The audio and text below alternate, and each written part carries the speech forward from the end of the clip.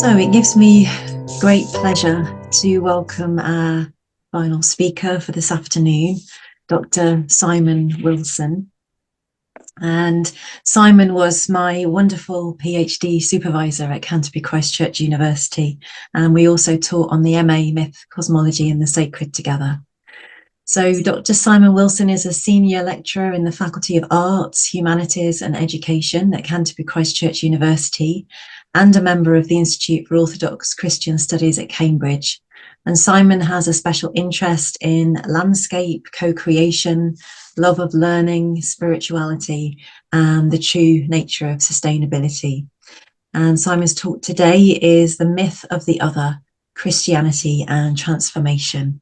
So really looking forward to this, Simon, and welcome to the centre. Thank you very much, Louise. Thanks for the beautiful introduction. Thank you for giving me the opportunity to speak today. What a delight. What I'm going to try to do today is not to explain the Christian myth. I doubt whether there even is a Christian myth. How could there be just a singularity of it? That would be absurd. So I'm not going to try to explain the Christian myth. I'm not even going to really speak about it. So I'm probably here under false pretenses. I'm trying to evoke its meaning, their meanings, their significances. And when I say evoke, I'm really using the word evoke in its etymological sense to try to summon forth, to call forth a response, a heart response that I call out to you, but something else joins in this calling, my heart, which is not really my quotidian self, not the self who struggled to compose these lines, or the one who's struggling to speak these words, although this heart self does include this ordinary quotidian self.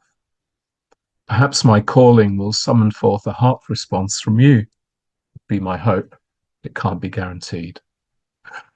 My theme then is the importance of the other in a particular version of the Christian myth, the recognition of the other in our fellows, which may then entail becoming an otherly form of ourselves.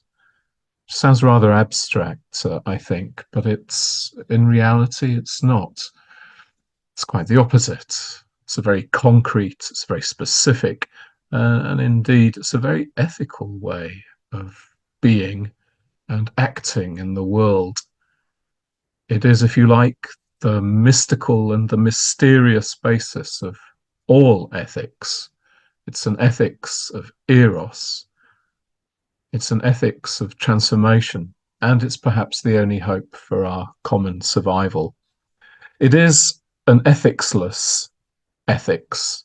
It's always other from what it is. So this myth then is, in a way, all-encompassing. It includes the natures of God, of the cosmos, of human persons, and it includes the complex, intricate, indescribable, dynamic relationship between all of these elements, and more for all I know. In a concise but significant little book called Orthodox Theology in the 21st Century, the Eastern Orthodox theologian Kallistos Ware, of blessed memory, identifies 4 major challenges facing humanity as globalization, with all its pressures to uniformity and standardization, as domination by the digital world, genetic engineering, and ecological catastrophe. How, he asks, should we address these dangers? How to move beyond the standardization imposed from without? How to move beyond the reign of machines, or the disastrously mechanical views of what it means to be a creature amongst other creatures in creation? How, in other words, really, essentially, to be free? Ware urges us to try to grasp what we are as human persons, to see ourselves in all our fullness, in all our presence, in all our mystery, in all our knowability, in all our unknowability. And in the course of his discussion, he writes, excuse me,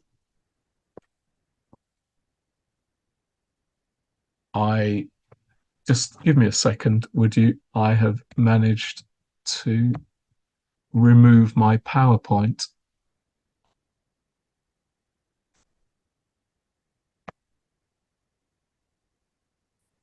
What was revealed has become concealed.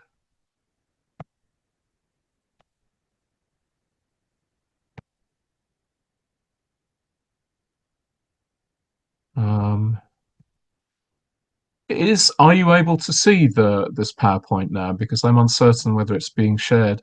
Can't see anything at the moment, Simon. Okay, Oh, something's coming now. let's have a look. Now? Yep, yep. Oh, that's superb.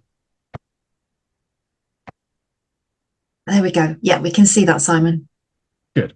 So after the necessary pause, really, while I fight with the dominion of technology, it has been like this for so long.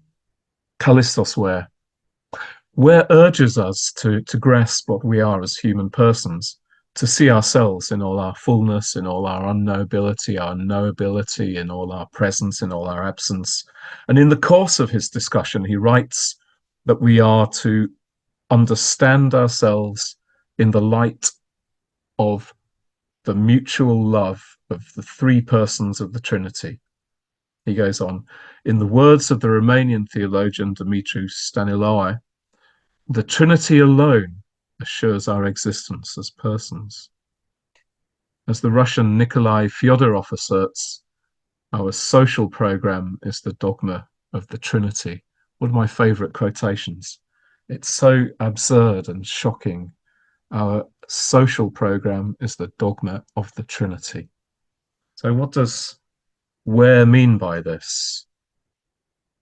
What does he mean by these strange quotations? He means the freely offered intertwining of mutual love, endless, endlessly dynamic, joyous, creative, and enlivening. And enlivening in the fullest sense of the word, giving life to ourselves, but giving life to our whole environment, the cosmos, creation. I added this Rubliev, by the way, after Mary's wonderful talk, because Mary's choice of wonderful painting by Leonardo reminded me so much of another version of a kind of Trinity, written, drawn maybe about the same time, painted about the same time, but in a very different style. This one by Andrei Rubliev. Fundamental to our nature as human persons is, for Callistos Ware, our relationship to others.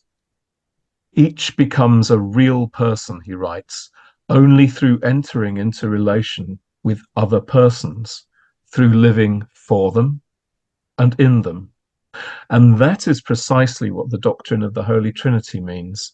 At the very heart of the divine life, from all eternity, God knows himself as I and thou in a threefold way, and he rejoices continually in this knowledge. Writing interesting kind of moves there between relationship. He's talking about love. He's also and he's using the word knowledge. So love is a form of knowledge, the highest form of knowledge, perhaps. Knowledge is truly understood the highest form of love. Writing of the relationship between the persons of the Trinity, Ware says that this relationship implies life, movement, discovery. He adds, for our images of the Trinitarian God, we should look to the wind, to the running water, to the unresting flames of fire. But to think about what Patrick was saying about Heraclitus, always there and ever different. They are what they are and they are not what they are, both and all at the same time. These images, which conjure our own relationship to God too, to other people, to the non-human world, evoke freedom, uncontrollability, and unpredictability. They promise ever new revelations which can only come as joyous surprises. But you'll notice that Ware doesn't try to define the Trinity. He turns to poetry, to imagery instead. Having attempted to evoke the Trinity through this imagery of wind, water, and fire, Ware finally admits, and there's the quotation up there, the least misleading icon, that all icons are misleading and not at the same time, the least misleading icon is to be found not in the physical world around us, but in the human heart. The heart in Eastern Orthodoxy signifies not just a physical organ, though it is a physical organ, so to that extent it is a physical thing in the physical world, but not just a physical organ, though it's also that. And then, as Ware also writes, not just the emotions, but it also means that, not just the affections, it also means that, but the primary center of our human personhood. It is where we are truly ourselves, and so other from our everyday selves. It is our essence, the place which sums us up holistically, body, soul, and spirit. We are our heart, and our heart is us when properly experienced. This holistic heart is at once symbolic and entirely literal. To visit the heart is to know this. It is also the place where God resides within us. In the so-called Macarian homilies, written around 370 to 390, we read that in the heart is God. There are the angels, their life and the kingdom, their light and the apostles, the heavenly cities and the treasuries of grace. All things are there. The heart is proof that there is no essential split or opposition between this world and the kingdom of God. All exists on a continuum, and we can realize the kingdom as far as is possible for us in this life. We may, through the grace of God, be so transformed that we manifest our divine nature and so become love, a body and soul and spirit of love, reconciling, uniting in a mystery, this world and the kingdom, solid body and invisible spirit, our present condition and our future glory. And so, in the words of St. Maximus the Confessor, the mystery of love out of human beings makes us gods. So we may be utterly transfigured. Our deification involves becoming all heart, in the sense that I have used heart as the holistic place of our deepest, our truest selves. The precondition for this theosis, this deification, this becoming a god, is, as I said, relationship, which necessarily, and this was pointed out just a few minutes ago, which necessarily requires realization of the particular and specific otherness of other persons and of all the other individual and irreducible elements of creation. One cannot have relationship without there being others in the first place, not I's, to whom I can say thou.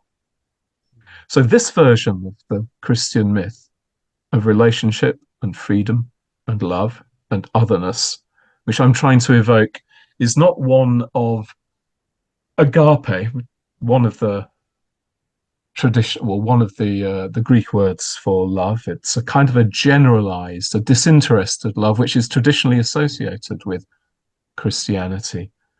compassion, you might say, if you're a Buddhist, I suppose. It's not one of agape, but it's of eros. And eros is fiercely specific and partial, the opposite of impartial. David Bentley Hart, who is a contemporary Orthodox theologian, writes that agape without eros is demonic. He writes, but in what sense precisely is an agape purified of eros distinguishable from hate or utter indifference? Would there not be something demonic in a love without enchantment, without a desire for the other, a longing to dwell with and be recognized by the other? In simple human terms, a love that is inseparable from an interest in the other is always more commendable, more truly selfless than the airless purity of disinterested expenditure, because it recognizes the otherness and delights in the splendor of the other. A Christian ethics cannot help but concern itself with the cultivation of desire, with learning to desire the other, because the other is truly desirable, because every other is truly beautiful. The moral task is to love because one truly sees, and to see because one truly loves, to educate vision to see the glory of this particular one. The theologian Wendy Farley makes similar points, emphasizing the role of eros in guarding against any totalizing systems of thought, any totalizing systems of being. And she writes, what is most significant is that all beings and forms of being, persons, other animals, art objects, cultures, religions, ecosystems, galaxies, and so on, are real and valuable in themselves, and not simply as members of a totality for which they become examples or ciphers. Reality is enacted in the infinite plurality of actual beings as each individually and uniquely erupts into life, struggle, beauty, and death. Enchanted by this reality in its concreteness, variety, and beauty, eros is drawn out of the poverty of totality toward others, toward truth, which is, for eros, always exterior to consciousness and possession. In other words, it's always to be found in relationship to another. For at that moment when I fall in love with the other, I'm forced, aren't I, to recognize not only that the other exists, but that a whole other world exists from me. And I find a recognition in that, perhaps, my own egotistical little world, in which I am the measure of everything, is shaken and forced to recognize that otherness is there. The unresting dynamic energy of eros is proof against any appeal to duties, laws, commands, abstracts of any kind. In this version of the Christian myth, which I'm trying to evoke, it connects human person to human person, and human person to animal person, and tree person, and blade of grass person, and kingfisher person, and human person to the whole varied cosmos. It is, in essence, this unresting dynamic of eros, divine, based in the eternal and infinite relationships of the persons of the Trinity, as Callistos Ware said. So in this version of the myth, it is the foundation of the whole cosmos, creating and holding it together like gravity, except without the law aspect, the law of gravity. Writing in the 5th or 6th century, the unknown writer, known only as Dionysius the Areopagite, who's treasured particularly in the Eastern Orthodox Church, described how God created the cosmos due to his illimitable eros. And Dionysius wrote, that yearning, a yearning was the way that the translator put into English the original word used by Dionysius the Areopagite, which was eros. That yearning, that is eros, which creates all the goodness of the world, pre-existed superabundantly within the good and did not allow it to remain without issue. It stirred him to use the abundance of his powers in the production of the world. And in truth, it must be said too, that the very cause of the universe and the beautiful, good, superabundance of his benign yearning, eros, for all is carried out of himself in the loving care he has for everything. He is, as it were, beguiled by goodness, by love, and by yearning, and is enticed away from his transcendent dwelling place, and comes to abide within all things. And he does so by virtue of his supernatural and ecstatic capacity to remain, nevertheless, within himself. So this is a vision of the whole cosmos, the whole creation being a manifestation of and held together by eros, love. It's a vision of paradox. Two, how can it not be a vision of paradox in which one is oneself and, in falling in love, an other too, and in which God is ecstatic, that is, moving out of himself etymologically, ecstatic meaning moving out of himself, and remaining within himself too at the same time. It's wildly unpredictable and uncontrollable eros. This wildly unpredictable and uncontrollable eros may, I think, and perhaps Dionysius hints at this, I don't know, I like to think so, may surprise even God, as he suddenly finds that he's made a whole cosmos to fall in love with whose uncountable elements he can form previously impossible and radically unimaginable relationships. The wildly erotic mutual embrace, erotic in this sense of eros, this dynamic power. The wildly erotic mutual embrace is a place of spontaneously and freely chosen relationships between persons which are not in any way,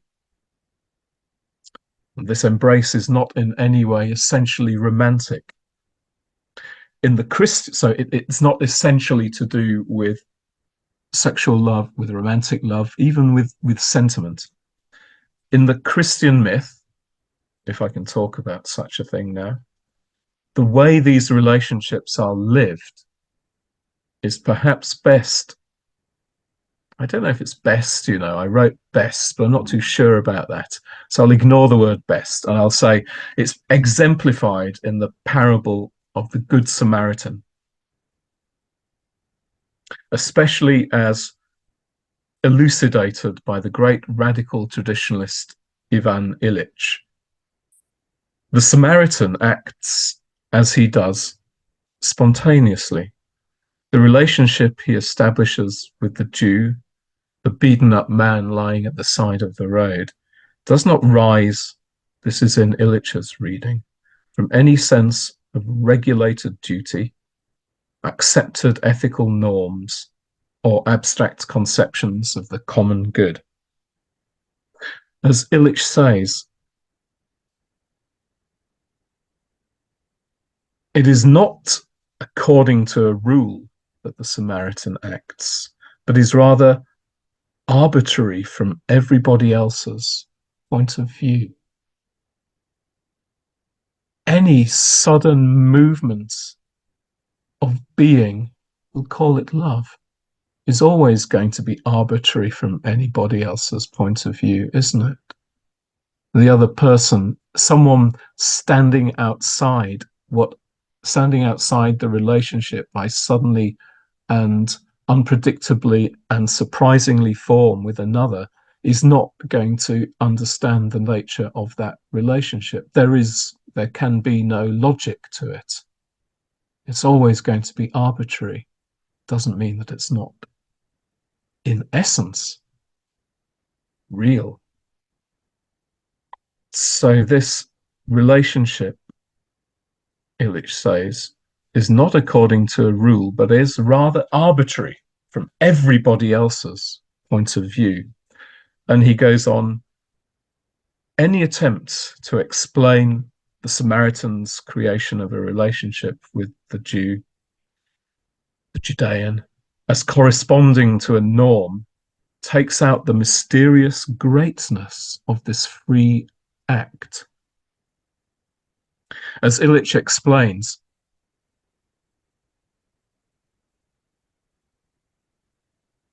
in the Gospel, it says that the Samaritan felt moved in his belly, in his entrails, splagthnon in the Greek, belly, entrails, guts.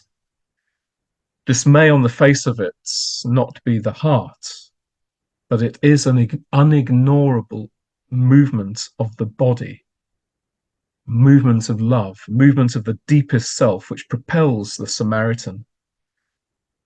And after all, if you see with the eyes of the heart, why shouldn't you be dragged by the guts? The Samaritan is at this moment all heart, including his innards. This is an act, writes Illich, which prolongs the incarnation. The Samaritan is the incarnation, is deified. His whole self, body, soul, and spirit, and for Illich especially body, is present right there in this new relationship as a man and as a god. This is eros, not libido, as I said, not libido, not sexual love, but a kind of unignorable pull to the other, which grabs the whole person in such a way that one can actually, perhaps for the first time, become a whole person. A whole and not whole at the same time, I'd have to add.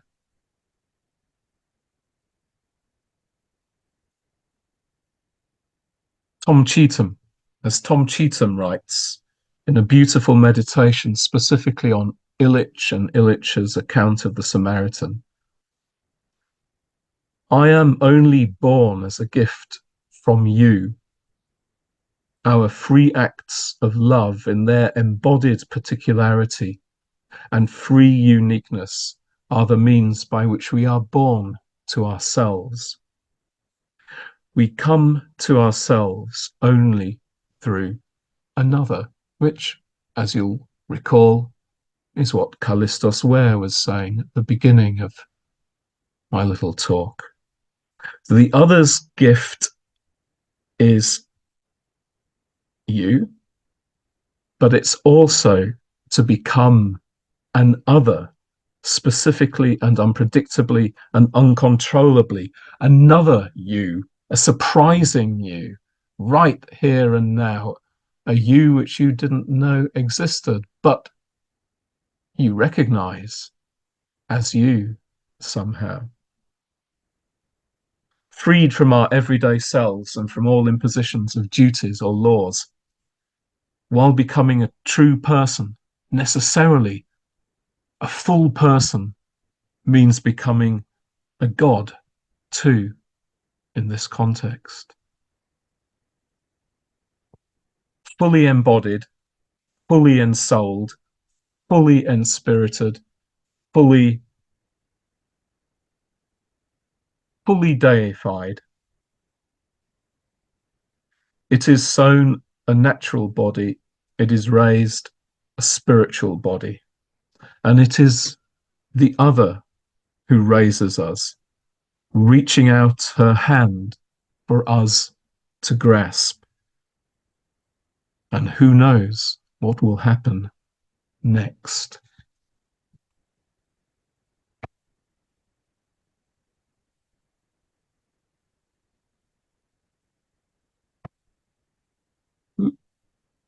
And there ends my talk. Simon, that was wonderful.